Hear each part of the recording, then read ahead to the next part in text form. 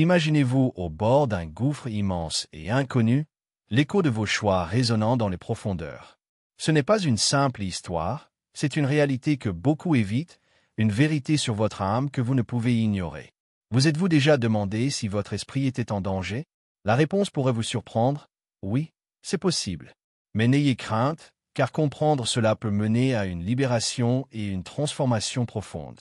Aujourd'hui, nous approfondissons les vérités spirituelles négligées pendant des siècles, révélant comment les accepter peut vous éloigner du danger. N'oubliez pas de vous abonner et, dans les commentaires, de partager vos origines et les miracles que Jésus a accomplis dans votre vie. Souvenez-vous, Jésus est avec vous et qu'il vous bénisse abondamment. Dans le silence solennel qui suit le dernier souffle de la vie, une profonde transition s'opère. Dès que l'âme quitte son enveloppe terrestre, elle se retrouve dans un état de perplexité, détachée de tout ce qui était tangible et connu. Cette désorientation initiale est comme un réveil dans un monde inconnu, où les échos dévastateurs de ce qui fut autrefois s'infiltrent dans la conscience avec une clarté inquiétante. Alors que cette entité intangible se tient au bord de l'éternité, sa vie passée se déroule dans un carrousel obsédant de souvenirs, suscitant une conscience aiguë de chaque décision et de chaque action. L'âme, désormais déconnectée, rencontre un vide. Ce vide n'est pas seulement une absence de lumière, mais un vide palpable, un vaste abîme qui englobe tout ce qui était autrefois familier et précieux. Le silence est assourdissant et souligne le profond sentiment d'isolement qui commence à s'installer. Ici, dans ce vide, nul ne peut se distraire de la multitude de péchés qui inondent la mémoire de l'âme, chacun chargé de regrets, dépourvu de rédemption. C'est un moment où l'on ressent tout le poids de son existence terrestre, dénué des distractions qui en ternissaient autrefois le sens. Puis vient l'attraction. Une force invisible, à la fois implacable et indifférente, commence à l'attirer.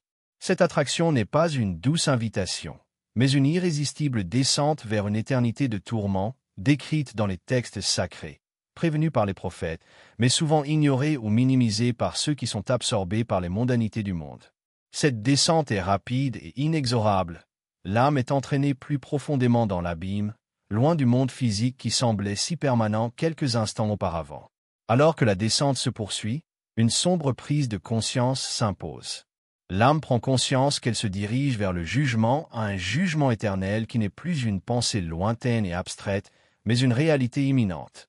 L'obscurité s'épaissit, devenant presque une entité vivante, s'étendant à l'infini dans toutes les directions, sans fin ni commencement. Cette obscurité n'est pas une simple absence de lumière, mais la perte de l'espoir, une séparation d'avec la source divine de chaleur et d'amour. Dans cette descente, l'âme saisit la gravité de sa situation. Le caractère éternel de ce jugement est intimidant, éclipsant toute conséquence terrestre qu'elle avait pu craindre. C'est un domaine où le temps, tel qu'on le connaissait autrefois, n'a aucune emprise, où les minutes ne se transforment pas en heures, ni les jours en nuits. Ici, point de fin, seulement une perpétuelle continuation de l'état dans lequel se trouve l'âme. Seule demeure la vérité crue et brutale de ses propres choix, mise à nu sans les voiles réconfortants que la vie offre souvent. L'âme est forcée d'affronter sa propre essence, dépouillée des façades et des tromperies qui lui offraient autrefois un refuge. Elle ressent le glissement glacial vers l'enfer, confirmation indéniable que les promesses et les avertissements des Écritures n'étaient pas de vaines menaces, mais des vérités éternelles exigeant un jugement. Cette prise de conscience s'accompagne d'un profond sentiment de perte, la perte de la présence divine, toujours si proche, si accessible. Son souvenir est comme un écho qui s'estompe, laissant derrière lui un vide douloureux là où la grâce divine s'attardait autrefois. Dans cette trajectoire vers la souffrance éternelle, toute valeur chère s'effondre, ne laissant derrière elle que la vérité pure d'une vie vécue sans se soucier de ses conséquences éternelles. C'est alors le début d'un tourment sans fin, un tourment non seulement dû aux circonstances, mais aussi à une angoisse spirituelle plus profonde. Le voyage de l'âme l'a conduite vers un destin à la fois choisi et inéluctable, reflet de sa réalité vécue. Elle entre dans les ténèbres non pas simplement comme une punition, mais comme l'accomplissement de son propre dessein, façonné par des choix, délibérés ou non. À mesure que chaque instant de ce voyage s'imprime dans l'âme, l'anticipation de ce qui l'attend devient presque insupportable. Les ténèbres entraînent avec elles non seulement l'absence de lumière, mais aussi l'absence du divin, une famine spirituelle perpétuelle. Il ne s'agit pas simplement de l'enfer en tant que lieu, mais d'un état de profonde déconnexion de la source éternelle de tout amour et de toute compassion. Ainsi commence l'enracinement de l'âme dans un royaume où les murmures des transgressions passées résonnent à travers l'éternité. C'est là, dans cette nuit sans fin, privée de la faveur céleste, que l'âme comprend véritablement la profondeur de sa séparation. Le poids de la perte est tangible, et avec lui vient l'indéniable conclusion. La certitude glaçante que le voyage à travers cette étendue désolée est celui d'une solitude perpétuelle, loin du réconfort de l'étreinte divine, et profondément enraciné dans un désespoir éternel. Dès que l'âme se détache du corps physique, un voyage tumultueux commence, et au cours de celui-ci, d'innombrables sentiments et réalisations surgissent. Parmi ceux-ci, une étape distincte d'expérience poignante réside dans le tourment et l'isolement auxquels sont confrontées les âmes en enfer, une phase enveloppée d'une profonde solitude et d'une sensation troublante d'oubli total. Comme abandonné dans un vide immense et infini, cet isolement est une condamnation bien plus cruelle que toute souffrance physique qui puisse assaillir l'âme.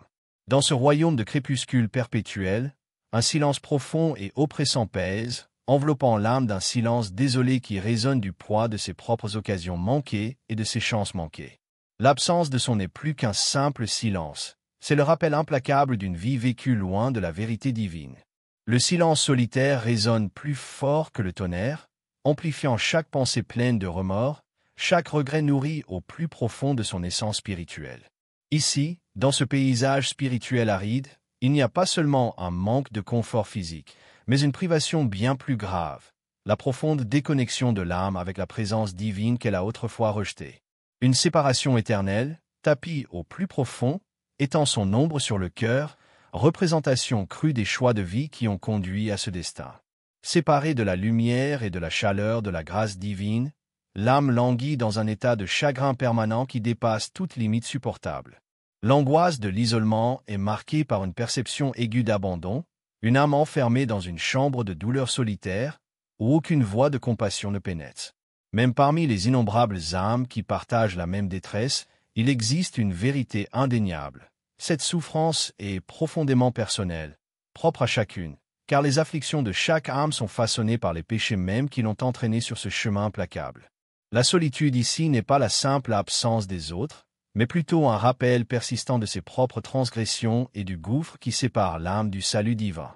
De plus, dans cette solitude éternelle, le poids de l'oubli pèse lourdement, tandis que l'âme lutte avec la compréhension qu'elle est hors d'atteinte de la rédemption, une conscience fondamentale qui intensifie sa terreur et sa désolation. Abandonnée par la grâce autrefois offerte gratuitement, cette connaissance devient une prison sans issue.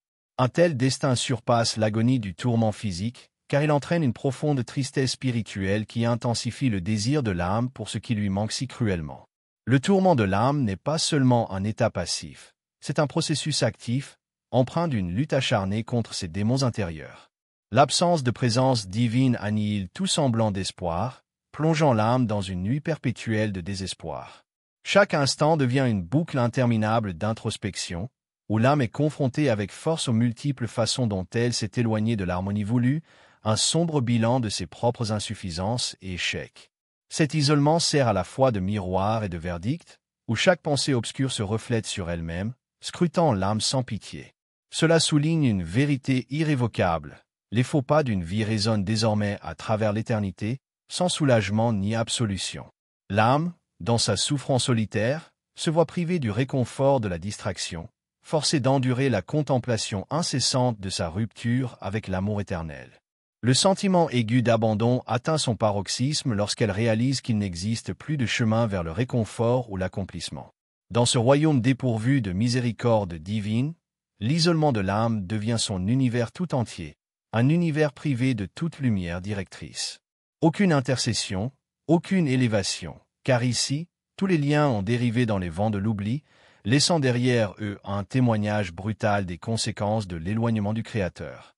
Pourtant, dans ce sombre paysage, une compréhension plus profonde se dévoile, dévoilant la gravité d'une existence sans la bonté infinie de la grâce divine. Dans l'isolement de l'enfer, aux prises avec sa propre souffrance, l'âme est amenée à reconnaître une profonde absence, la communion divine, autrefois accessible mais ignorée, désormais à jamais inaccessible. Cette compréhension intime de ce qui est perdu perpétue un désir ardent qui devient lui-même un aspect de la punition, une soif insatiable. Telle est l'expérience du tourment et de l'isolement en enfer, une illustration vivante et douloureuse de la désolation spirituelle. Elle représente non seulement un adieu à l'intimité divine, mais aussi un exil éternel dans une profonde solitude et une angoisse intérieure. Ce portrait brosse un tableau saisissant de la condition de l'âme lorsqu'elle est éternellement éloignée de la présence divine et témoigne de l'angoisse insondable qui accompagne la séparation d'avec la grâce du Créateur. Dans l'abîme insondable du jugement éternel, où les feux de la condamnation flambent avec une intensité impitoyable, l'âme fait face à son ultime jugement. Contrairement aux flammes terrestres, qui dansent sauvagement et consument sans discernement, ces feux possèdent une intelligence redoutable.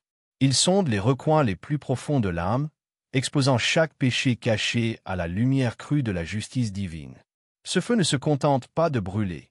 Il juge et, par son jugement, inflige un tourment qui résonne au-delà de la chair, directement au cœur de l'être spirituel. Cet enfer n'est pas une simple punition physique. Imaginez une flamme qui vous connaît, qui comprend chacune de vos pensées, paroles et actes. Elle plonge au plus profond de votre esprit, éveillant une conscience profonde de chaque transgression commise dans la vie. Vous ressentez la chaleur non seulement sur votre peau, mais aussi dans votre âme, rappel implacable de la séparation irréversible d'avec Dieu. Cette séparation n'est pas seulement une rencontre manquée, c'est le détachement de l'essence même de l'amour, de la miséricorde et de la paix. Dans ce feu règne la clarté, une compréhension déchirante de soi. C'est un feu qui non seulement consume, mais illumine, révélant la vérité absolue de l'existence, sans l'ombre obscurcissante de l'auto-illusion. L'âme ne peut se cacher, elle se dénude devant la justice immaculée du jugement divin. Chaque instant de rébellion, chaque acte égoïste et chaque chance oubliée de rédemption sont rejoués avec une précision atroce. Le feu exige une reconnaissance, poussant l'âme à reconnaître ses échecs et la gravité de ses choix. Ce feu implacable est éternel, il ne faiblit ni ne s'éteint. Sans espoir de répit ni de fin, l'âme est confrontée à une réalité éternelle, une réalité sans seconde chance, sans possibilité de revenir en arrière. La prise de conscience que ces décisions ont conduit à ce destin irrévocable alimente les flammes, intensifiant l'agonie par son amertume. Le cri de l'âme résonne dans le vide. Que ai-je fait? Mais le silence qui lui répond est aussi dévastateur que le feu lui-même. De plus, cette flamme intelligente impose une prise de conscience aiguë. Loin de la présence éternelle de Dieu, l'âme reconnaît ce qu'elle a perdu. La beauté de la grâce divine, autrefois négligée ou négligée, brille désormais dans une absence totale tandis que l'âme languit dans le tourment. Cette prise de conscience exacerbe la douleur de manière exponentielle. Vous vous souvenez des murmures discrets de la conscience, des moments de contemplation où un autre chemin aurait pu être emprunté, où l'amour de soi a éclipsé l'appel de l'amour divin. À mesure que la lumière de Dieu s'éloigne, l'obscurité renforce le châtiment et l'âme prend de plus en plus conscience de son isolement. Cette conscience vous hante, rappel persistant de ce qui a été inutilement abandonné. Seul subsiste la foi ignorée, l'amour rejeté et les opportunités de rédemption constamment repoussées jusqu'à ce qu'il soit éternellement trop tard. En ce lieu, il n'y a aucun paysage physique à décrire, car l'enfer n'est pas limité par les dimensions terrestres. Seule règne l'atmosphère oppressante, lourde du désespoir de l'âme. Le feu n'émet peut-être pas une lueur visible, mais plutôt une vérité brûlante qui embrase l'espoir. Tenter d'engourdir la douleur ne fait qu'attiser le feu, le déni n'est pas ici un anesthésiant. Les flammes intelligentes rejettent le faux confort, exigeant vérité et confrontation avec soi-même. Ceux qui, dans leur vie terrestre, passaient leur journée à éviter la réflexion se retrouvent désormais prisonniers d'un examen perpétuel. De leur vivant, ils pouvaient réprimer la culpabilité, noyer leur conscience et anesthésier leur inconfort spirituel par des distractions et des complaisances. Mais ici, la lueur inexorable de la perspicacité divine garantit que rien n'échappe à l'examen. La finalité de l'instant pèse sur la psyché d'un poids insupportable. Dans cette nouvelle existence, le temps tel que nous le connaissons se dissipe, laissant l'âme à jamais enveloppée dans un instant qui s'étend, une éternité qui commence et ne cesse jamais. Les feux du jugement éternel ne se contentent pas d'annoncer le verdict, ils le gravent éternellement dans l'existence de l'âme. Les versets des Écritures, négligés ou ignorés, résonnent aujourd'hui d'une véracité indéniable, témoignant contre les condamnés qui avaient les moyens d'apprendre et de se convertir. Et pourtant, pour ceux qui observent cette description, pour ceux qui vivent encore dans le royaume du choix et du changement, une responsabilité s'impose. Écouter, agir, chercher et trouver avant que les flammes ne réclament leur dû. Cet avertissement brûle non pas de vengeance, mais d'espoir de transformation, incitant à la réflexion sur le chemin de la vie, non seulement pour éviter le feu, mais pour accueillir l'amour, la miséricorde et la grâce de Dieu tant qu'ils sont encore à portée de main. Puisse cette compréhension nourrir une résolution présente, enflammant une quête fervente de rédemption, de peur que la rupture ultime ne devienne une réalité personnelle. Alors que le jugement ardent du chapitre précédent s'installe comme toile de fond pour une nouvelle compréhension, nous entrons dans un moment de profonde réflexion sur la conscience et la rédemption. Ce chapitre est un puissant éveil émotionnel, insistant sur l'urgence de l'introspection spirituelle. C'est une ferveur sincère que d'examiner l'état de son propre esprit avant qu'il ne soit éclipsé par une séparation éternelle d'avec la vérité divine. Imaginez, si vous le voulez bien, un lieu où la lumière vacillante du passé jette une vision implacable de chaque choix, de chaque occasion manquée de rédemption. Dans ce royaume, nul voile ne vient obscurcir les actions. Seule une conscience glaçante, une profonde prise de conscience des moments gâchés de la vie. Cette conscience n'est pas brouillée par l'oubli, mais amplifiée jusqu'à une acuité poignante qui pénètre les profondeurs de l'âme. L'esprit, dans ce royaume dépourvu de la présence de Dieu, rejoue le parcours de la vie avec une clarté saisissante. La conscience, souvent émoussée par les distractions de la vie, prend pleinement vie et crie silencieusement les dénégations et les rejets de la grâce passée. C'est dans cette conscience que les âmes subissent le châtiment du regret, plus douloureux que n'importe quel tourment physique. Le souvenir de chaque murmure ignoré de la conscience, de chaque indifférence à une table divine sur l'épaule, devient un écho incessant dans une étendue solitaire. Imaginez le tourment de la nostalgie d'un passé rempli de secondes chances, l'angoisse de les voir s'enfuir, à jamais hors de portée. On comprend parfaitement que si les souffrances terrestres étaient temporaires, marquées par un potentiel de changement et de croissance, cette souffrance est éternelle dans sa finalité. L'âme endure, non pas brûlée par les flammes physiques, mais angoissée par l'absence d'amour divin, un amour qu'elle comprend désormais sans pouvoir le saisir. La profonde conscience de vivre dans une réalité éternellement coupée de Dieu, de la source de tout ce qui est véritablement bon, ronge l'esprit avec férocité. En cela, même le plus faible souvenir de la grâce divine résonne comme une cruelle provocation dans les couloirs obscurs de l'au-delà. Mais c'est là, cher auditeur, que réside l'essence de ce qu'il ne faut pas négliger. C'est le moment de l'éveil, un carrefour qui vous invite à réfléchir à votre état spirituel. Il vous invite à vous engager dans ces révélations, non pas comme des récits lointains, mais comme des réalités potentielles. Dans le monde tangible, la rédemption demeure une offrande puissante. C'est une invitation inscrite comme une promesse dans le cœur de toute âme disposée. Les Écritures le disent clairement. Aujourd'hui, si vous entendez sa voix, n'endurcissez pas vos cœurs. Hébreux 3h15. Chaque jour est un cadeau, enveloppé d'une opportunité de repentance, une chance de s'éloigner des récits de négligence et de vivre une vie en harmonie avec la vérité divine. Les enseignements et avertissements spirituels contenus dans les textes sacrés ne sont pas censés être des signes avant-coureurs inquiétants, mais des appels clairs au bien-être de votre âme. Réfléchissez un instant à la raison d'être de cette prise de conscience astucieuse. Un rappel qu'il n'y a pas de retour en arrière une fois que le décor de la vie est posé dans l'éternité. Chaque scène vécue sans rédemption devient une page gravée dans la pierre. C'est pourquoi nous vous encourageons à adopter une attitude de vigilance spirituelle. Réfléchissez au cheminement de votre vie.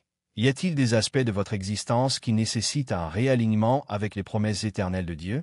Cette exhortation finale n'est pas seulement rhétorique, c'est un appel sincère à la transformation. Le récit d'une prise de conscience sans rédemption se transforme en un verdict de regret inévitable, un destin qui n'a pas besoin d'être scellé lorsque vous pouvez saisir le don remarquable du salut. Rappelez-vous l'essence d'une relation pleine et entière avec le divin, une relation qui appelle avec une grâce implacable, avide de votre réciprocité. La conscience de cette vérité est l'une des plus grandes grâces de la vie. Elle vous implore de vous rapprocher des enseignements spirituels, de prêter attention aux avertissements opportuns, et finalement, de vivre un profond éveil spirituel. Que ce moment de prise de conscience ne soit pas la fin du voyage, mais son véritable commencement.